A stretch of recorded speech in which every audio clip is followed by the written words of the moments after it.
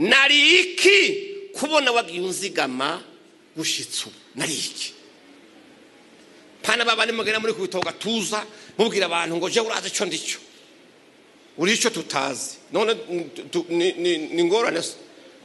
Imana shimwe cyane. Haze bwo uteza abantu amani biraza ngo nguranzi. Turi oblige kukumenya se wamaziki kugira tukumenye.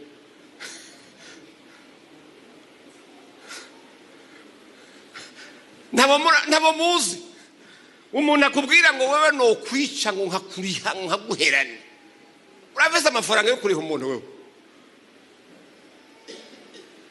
bavyita guhimba nabuko.